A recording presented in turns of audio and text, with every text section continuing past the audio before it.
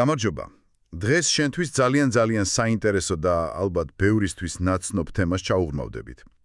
გვაქვს სამონარიდები მელ რობინსის YouTube ვიდეოდან, ის ძალიან ღია და პირდაპირ საუბრობს პირად გამოცდილებაზე პანიკურ შეტევებზე.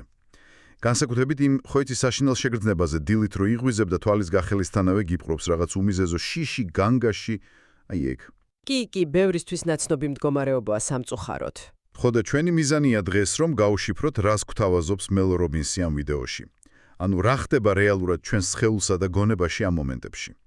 და რაც ყველაზე მთავარი არის თუ არა რამე კონკრეტული, აი თითქმის მექანიკური მენტალური ხრიკი, რომლითაც ამ შეგრძნების მართვა შეძლებ. მოდი გავერკვეთ.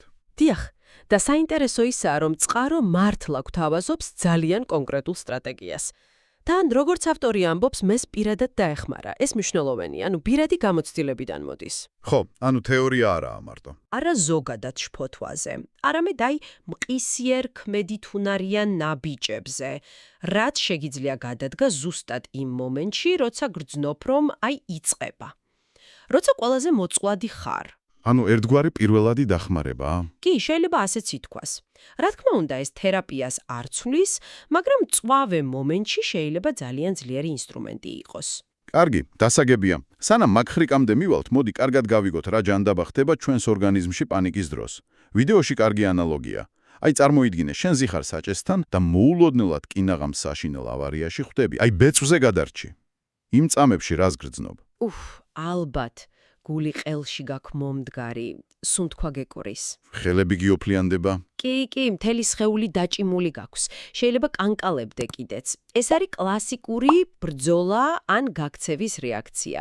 ორგანიზმი საფრთხეზე რეაგირებს, გამოყოფს ადრენალინს, კორტიზოლს, რომ მოგამზადოს ან თავდასხმისთვის, ან გასაქცევად. ხო, ნორმალურია, როცა რეალური საფრთხეა. აბსოლუტურად, სასიცოცხლოდ მნიშვნელოვანი მექანიზმია. ზუსტად, მაგრამ აი აქ არის მთავარი განსხვავება, რასაც მელ რობინსი უსვამს ხაზს პანიკურ შეტევასთან დაკავშირებით. შენი სხეული არის ზუსტად იმავე მდგომარეობაში. იგივე აჩქარებული გული, იგივე დაჭიმულობა, იგივე ადრენალინი. თითქოს ის მანქანა ისევ შენსკენ მოდის, მაგრამ რეალურად არანაირი მანქანა არ არსებობს. შენ წევხარ შენ საწოლში, უსაფრთხოდ, მაგრამ სხეული მაინც განგაშს ტეხს. და აი აქ იწყება პრობლემა, ანუ ის ბირთვი პრობლემის. შენს ტვინს, აი იმ რაციონალურ ნაწილს, წარმოდგენა არ აქვს, რატო არის სხეული ასეთ პანიკაში. არ არის აშკარა გარეგანი საფრთხე, რომელსაც დაუკავშირებდა ამ ფიზიკურ რეაქციას. ახლა კი ტვინი დაბნეულია. რა ხდება? რატომ ვგრძნობ თავს ასე საშინლად? რა მემჭირს? გული ხوار მისკდება, ხوار ვგიჯდები? აი ეს კითხვები ჩნდება. ესე იგი, როცა გონება მარიცის, რატომ პანიკობს სხეული, თვითონ გონებაც პანიკაში ვარდება ამ გაურკვევლობის გამო. ზუსტად. ეს უცნობის საფრთხის შეგრძნება. ეს კონტექსტის არარსებობა აშინებს ტვინს. ის იწყებს ყველაზე ცუდი სცენარების გენერირებას, ცდილობს რამენაირად ახსნას ეს მდგომარეობა. და ეს ქმნის იმ მანკიერწრეს, რაზეც ვიდეოშია საუბარი. სხეულის რეაქცია, მერე გონების შიში გაურკვევლობის გამო, ეს შიში კიდევ უფრო აძლიერებს სხეულის რეაქციას, კიდევ უფრო მეტი შიში. და ასე უსასრულოდ. შემზარავი ციკლია ნამდვილად. ბევრი აღწერს ამას, როგორც შეგრძნებას თითქოს კონტროლს კარგავენ საკუთარ სხეულზე და გონებაზე, თან როგორც წყარო ამბობს ხშირად გეშინია იმის, რომ პანიკური შეტევა დაგემართება და სწორედ ეს შიში და მოლოდინი ხდება. მაპროვოცირებელი. ხო. კი, საშინლად დამღლელი უნდა იყოს ამ რეჟიმში ცხოვრება. ნამდვილად, შიში შის სპადებს რა. ადამიანი გამუდმებით დაძაბულია, ელოდება მორიგ შეტევას. და როგორც წყაროშია ნათქვამი, ავტორი თავად განიცდიდა ამას წლების განმავლობაში, განსაკუთრებით დილაობით. ამბობს, რომ ეს იყო ყველაზე საშინელი გზა დღის დასაწყებად. კარგი, გასაგებია პრობლემის მექანიზმი ეს წრე. ახლა გადავიდეთ გამოსავალზე. რა არის პირველი, აი ყველაზე კონკრეტული და პრაქტიკული ნაბიჯი, რასაც მელ რობინსი გვთავაზობს. აი მომენტში თვალს რო ახელ და ხვდები, რომ ისევ ის საშინელი შეგრძნება გეწყება. რა უნდა ქნა? პირველი ნაბიჯი ძალიან მარტივია, მაგრამ შეიძლება შენს ინსტინქტებს ეწინააღმდეგებოდეს. დაუყოვნებლივ ადექი საწოლიდან. ხო, არ დარჩე იქ, არ მიეხუტო ბალიშს და არ ეცადო გაგიაროს, თუნდაც შუაღამე იყოს ადექი. ერთი წამით, ეს ცოტა უცნაურად ჟღერს. ინსტინქტურად ხომ გინდა, რა ვიცი, დაიმალო, მოიკუნტო და დაელოდო სანამ ეს ქარიშხალი გადაივლის. რატომ ადგომა? ამის ლოგიკა უკავშირდება სხეულის ფიზიოლოგიას. როგორც ვთქვით, შენი სხეული ბრძოლა ან გაქცევის რეჟიმშია. ის ფაქტობრივად სავსეა ენერგიით და მზადაა ფიზიკური მოქმედებისთვის, სირბილისთვის, ბრძოლისთვის. როცა შენ წევ ხარ და ცდილობ ღრმად ისუნთქო, რაც ზოგადად კარგია, მაგრამ ამ კონკრეტულ მომენტში შეიძლება საკმარისი არ იყოს, შენ სხეულს აძლევ ურთიერთგამომრიცხავ სიგნალებს. ანუ ერთის მხრივ პანიკა იმოქმედე და მეორეს მხრივ დამშვიდი იწექი. ზუსტად. ადგომით და მოძრაობის დაწყებით, თუნდაც უბრალოდ ოთახში სიარულით ან სააბაზანოში გასვლით, ჩვენ ვაძლევთ სხეულს იმას, რისთვისაც ის ემზადებოდა. აჰა, ვახარჯვინებთ იმ ადრენალინს.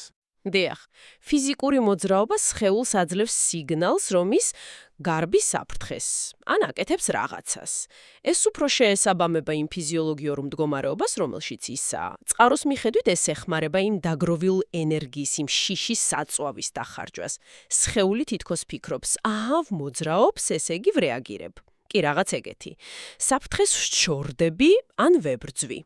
აძლევს განცდას, რომ ის აკონტროლებს სიტუაციას, მოქმედებს. საინტერესოა. ესე იგი, ინსტინქტის საწინააღმდეგო წასვლაა პირველი ნაბიჯი. კარგი, ავდექით საწოლიდან უმოძრაობთ, მაგრამ მთავარი ბრძოლა ხომ თავშია. გონება ხომ ისევ ქაოსშია. ის პანიკური ფიქრები ტრიალებს. როგორ უმკლავდებით ამას? აი აქ შემოდის ის მთავარი მენტალური ტექნიკა, ხო? სწორედ აქ იწყება ყველაზე საინტერესო ნაწილი. კი. მე რობინსი გვეკთავაზობს კონკრეტულ ორსაფეხურიან მენტალურ ხრიგს. პირველი საფეხური დაიწყე უკუთვლა. უკუთვლა. ხო, ხმამაღლა ან გონებაში. 5 4 3 2 1. უბრალოდ 5-დან 1-მდე დათლა. რა აზრი აქვს ვითომ? ერთი შეხედვით პრიმიტიულია, მაგრამ ძალიან ეფექტურია. პირველ რიგში უკუთვლა მოითხოვს კონცენტრაციას. შენ არ შეგიძლია ერთდროულად ითვალო უკუღმა და თან აქტიურად იყო ჩართული იმ შიშებში. რა მემართება, მოვკვდები, გავგიჟდები. ანუ ყურადღება გადაგაქვს. კი. ეს მოქმედება ფაქტობრივად წყვეტს კავშირს ტვინის პანიკის ცენტრთან, ამიგდალასთან, რომელიც ჰიპერაქტიურია მაგ დროს, და ააქტიურებს პრეფრონტალურ ქერქს, ტვინის იმ ნაწილს, რომელიც ლოგიკაზე, გადაწყვეტილებაზე, ფოკუსირებაზეა პასუხისმგებელი. ანუ პანიკის ავტოპილოტს თიშავს მომენტალურად. ზუსტად. თითქოს გადამრთველია. გასაგებია, ეს 5-წამიანი უკუთვლა აჩერებს იმ პანიკური ფიქრების მატარებელს და საჭეს რაციონალურ ნაწილს აძლევს, თუნდაც წამით. კარგი, დავთვალეთ. 5 4 3 2 1. რა ხდება შემდეგ? შემდეგი ნაბიჯი არის ღუზის მოფიქრება. ღუზა. ხო, ღუზა. ეს უნდა იყოს ძალიან კონკრეტული, დადებითი, სასიამოვნო აზრი, სურათი ან მოგონება. რაღაც, რაც შენში იწვევს სიმშვიდეს, სიხარულს, სიყვარულს, მადლიერებას, რამე პოზიტიურს. ანუ რაღაც, რასაც უნდა ჩაეჭიდო ამ ქაოსში. დიახ, მელ რობინსის მაგალითი ვიდეოში არის საკუთარი შვილიშვილების სახეების წარმოდგენა, მათთან გატარებული ბედნიერი მომენტები.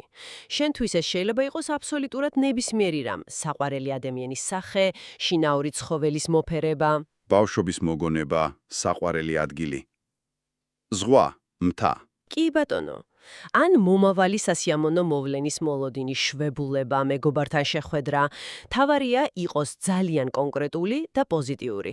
დაეცადე ეს სურათი ან მოგონება, რაც შეიძლება დეტალურად წარმოიდგინო: ფერები, ხმები, სუნები, შეგრძნებები.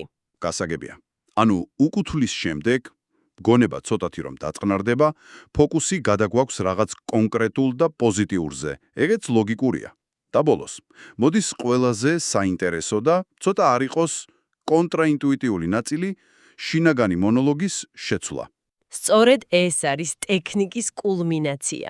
აქ შემოდის ის, რასაც ფსიქოლოგიაში reframing-ს ეძახიან. ანუ აზრის შეცვლა, ახლებურად შეფუთვა. იმის ნაცვლად, რომ იფიქრო ან საკუთარ თავს უთხრა, მეშინია, პანიკა მეწყება, ცუდად ვარ, შენ შეგრძნობულად ცვლი ამ ფრაზას და საკუთარ თავს ეუბნები, მე აღფრთოვანებული ვარ. რა, მე აღფრთოვანებული ვარ. იმ მომენტში, როცა სული გეხუთება შიშისგან, ეს ხო ცოტა აბსურდულად არ ჟღერს. ერთი შეხედვით კი, მაგრამ დაუკვირდი, ფიზიკურად რას გრძნობ შიშის დროს. გული აჩკარებული, სუნთქრა გახშირებული, ენერგიის მოზღვავება, შეიძლება ოფლიანობაც.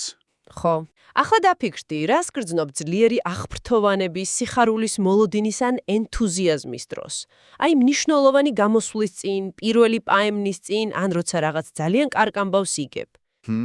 მართალი ხარ. ფიზიკური შეგრძნებები ძალიან მსგავსია. იგივე აჩკარებული გულისცემა, ენერგია შეიძლება ხელის გულებიც დაგიოფლიანდეს. ვაუ! ზუსტად, შიშისა და აღფრთოვანებების ფიზიოლოგიური გამოვლინებები თითქმის იდენტურია. ტვინისთვის ეს უბრალოდ აღგზნების მდგომარეობაა. განსხვავება იმაშია, თუ როგორ ვახდენთ ამ შეგრძნებების ინტერპრეტაციას. რა იარლიყს ვაწერთ მათ. პანიკის დროს ტვინი ამბობს, ეს საშიში აღგზნება. ამ ტექნიკით კი შენ შეგრძნობულად აწვდი ტვინს ალტერნატიულ ინტერპრეტაციას. შენ ამბობ, არა, ეს არ არის შიში, ეს აღფრთოვანებაა. ანუ, ჩვენ ვიყენებთ იმ ფაქტს, რომ სხეული ისედაც ჩართულია და ტვინი ეძებს ახსნას ამ მდგომარეობისთვის და ჩვენ მას ვაწვდით პოზიტიურ ახსნას. დიახ, და ეს ახსნა უნდა დააკავშირო შენს მიერ შერჩეულ ღუზასთან, მაგალითად, თუ შენი ღუზა შვილიშვილებია, შენ ამბობ ხმამაღლა ან გონებაში 5-4-3-2-1, მე აღფრთოვანებული ვარ, რომ ხვალ ჩემს შვილიშვილებს ვნახავ. ან თუ მოგზაურობა 5-4-3-2-1, მე აღფრთოვანებული ვარ, რომ მალე ვიმოგზაურებ. ზუსტად. და ეს ფრაზა უნდა გაიმეორო რამდენჯერმე დაჟინებით. ეს მართლა საოცარი მიგნებაა. ანუ ტვინი იღებს ამ ახალ ინსტრუქციას და ფიქრობს, გასაგებია, კული იმიტომ მიცემს ასე სწრაფად და ენერგია იმიტომ მაქვს, რომ აღფრთოვანებული ვარ X-ით, შენი ღუზა. და არა იმიტომ, რომ საფრთხეში ვარ. ზუსტად ასე, შენ ფაქტობრივად ატყუებ შენს ტვინს, ოღონდ პოზიტიური მიმართულებით. სთავაზობ მას დამაჯერებელ ალტერნატიულ ახსნას იმ ფიზიკური სიმპტომებისთვის, რომლებიც ისედაც გაქვს. ეს აძლევს ტვინს კონტექსტს იმას, რაც პანიკის დროს აკლდა. გაიხსენე მანქანის მაგალითი, როცა საფრთხე გაქრა, ტვინმა იცოდა, რომ უსაფრთხოდ იყო და სხეული დამშვიდდა. აქ შენ თავად ქმნია უსაფრთხოების კონტექსტს პოზიტიური რიფრეიმინგით. შენ აღარ ხარ უბრალოდ შეშინებული გაურკვეველი შეგრძნებებით, არამედ აღფრთოვანებული ხარ რაღაც კონკრეტული და სასიამოვნოთი. ესე იგი, მთელი პროცესი ასეთია. 1 ადექი, ფიზიკური რეაგირება, 2 დაითვალე 5-4-3-2-1, პანიკური აზრების შეწყვეტა, რაციონალური ტვინის ჩართვა. 3 მოიფიქრე პოზიტიური ღუზა, ფოკუსის შეცვლა, 4 უთხარი საკუთარ თავს, მე აღფრთოვანებული ვარ. რეფრეიმინგი, ტვინისთვის ალტერნატიული ახსნის მიწოდება. ძალიან ჭკვიანური ჯაჭვია. დიახ. და მელ რობინსი ხაზს უსვამს, რომ ეს ფრაზა მე აღფრთოვანებული ვარ, უნდა გაიმეორო დაჟინებით. სანამ არ იგრძნობ, რომ შიშის შეგრძნება ნელ-ნელა იცვლება ან სულ მცირე, კარგავს იმ თავის მძლავრ ძალას. ეს არის ცნობიერი ჩარევა ავტომატურ რეაქციაში. შენ იღებ კონტროლს საკუთარ ინტერპრეტაციაზე. წყარო აღნიშნავს, რომ ხშირად ამ კონკრეტული შეტევების უკან დგას ზოგადი ხრონიკული შფოთვა, რომელიც შეიძლება უბრალოდ მავნე ჩვევად იყოს ქცეული. ანუ ჩვევად ქცეული შფოთვა. კი. მუდმივი წუხილი მომავალზე, ფიქრი იმაზე, თუ რა შეიძლება წუდი მოხდეს. ეს სხეულს მუდმივად დაძაბულ მზადყოფნის რეჟიმში ამყოფებს. ესე იგი, სხეული ისედაც სულ ოდნავ შემართულია ამ ხრონიკული შფოთვის გამო და დილით გაღვიძება, ეს გარდამავალი მომენტი ძილსა და სიფხიზლეს შორის, ხდება ერთგვარი ტრიგერი, რომელიც ამ დაგროვილ დაძაბულობას უკვე მწვავე პანიკურ შეტევაში გადაზრდის. დიახ, ეს არის ერთ-ერთი შესაძლო ახსნა, რომელსაც წყარო გვთავაზობს. ეს მოწყვლადი მომენტი, როცა ჯერ კიდევ ბოლომდე არ ხარ გამოფხიზლებული, შეიძლება იდეალური დრო იყოს შფოთვითი აზრებისა და ფიზიკური რეაქციების გასააქტიურებლად. მაგრამ რაც ძალიან მნიშვნელოვანია და იმედისმომცემია, მელ რობინსი ამატებს, ეს პროცესი შექცევადია. კარგია. შფოთვის ეს ჩვევა, ისევე როგორც ნებისმიერი სხვა ჩვევა, შეიძლება შეიცვალოს. ეს არ არის სამუდამო განაჩენი. და როგორც მახსოვს, ვიდეოში ახსენებენ დამატებით რესურსებსაც, მათთვის, ვისაც უფრო ღრმად უნდა ამ თემის შესწავლა, ხო? კი. წყაროში ნახსენებია, რომ ავტორს აქვს დამატებითი მასალები, წიგნი და სხვა ვიდეოები, სადაც ის უფრო დეტალურად საუბრობს შფოთვის ჩვევის შეცვლის მექანიზმებზე და სტრატეგიებზე. ანუ ეს 4-3-2-1 ტექნიკა არის მძლავრი პირველადი დახმარება მწვავე შეტევის მომენტში. ზუსტად. მაგრამ პრობლემის ძირეულ მიზეზებთან, ანუ ქრონიკულ შფოთვასთან მუშაობა, რა თქმა უნდა, ცალკე და უფრო ხანგრძლივი პროცესია. რა თქმა უნდა, რომელიც შეიძლება მოიცავდეს თერაპიას, ცხოვრების წესის შეცვლას და სხვა მეთოდებს. მართალია, ეს მნიშვნელოვანი დაზუსტებაა. ეს ტექნიკა გვაძლევს ინსტრუმენტს მწვავე მომენტის სამართავად, მაგრამ გრძელვადიანი შვისთვის საჭიროა იმ ძირითად წყაროებთან მუშაობა. კი. კარგი, მოდი შევაჯამოთ ჩვენი დღევანდელი საუბარი. რას ნიშნავს ეს ყველაფერი შენთვის, ვინც გვისმენ და შესაძლოა თავად განიცდი მსგავს შეგრძნებებს. პირველი საკვანძო მომენტი. პანიკური შეტევა ხშირად არის სხეულის განგაშის რეაქცია, რომელსაც ტვინი ვერ ხსნის აშკარა გარეგანი საფრთხის არარსებობის გამო. სწორედ ეს გაურკვევლობა და კონტექსტის ნაკლებობა აშინებს გონებას და ქმნის მანკიერ წრესს. პირველი, ინსტინქტის საწინააღმდეგო, მაგრამ პოტენციალურად ეფექტური ნაბიჯი შეიძლება იყოს უბრალოდ საწოლიდან ადგომა და მოძრაობის დაწყება. ეს ეხმარება სხეულს დახარჯოს ბრძოლა ან გაქცევისთვის გამომუშავებული ენერგია და აძლევს სიგნალს, რომ ის მოქმედებს. და მესამე, ყველაზე მთავარი, 5, 4, 3, 2, 1 უკუთვლა პანიკური აზრების შესაჩერებლად. სასიამოვნო ღუზა აზრის მოფიქრება ფოკუსის გადასატანად და შემდეგ საკუთარი თავისთვის დაჟინებით გამეორება მე აღფრთოვანებული ვარ. დაკავშირებული ღუზასთან, ეს არის მძლავრი მენტალური რეფრეიმინგის ტექნიკა. რომელიც ტვინს აწვდის ალტერნატიულ დამაჭერებელ და პოზიტიურ ახსნას ფიზიკური შეგრძნებებისთვის, რითაც არღვევს შიშის ციკლს. კი. ეს მეთოდი ნამდვილად გვაჩვენებს, რაოდენ დიდი ძალა აქვს ჩვენს აზრებსა და ინტერპრეტაციებს იმაზე, თუ როგორ ვგრძნობთ თავს.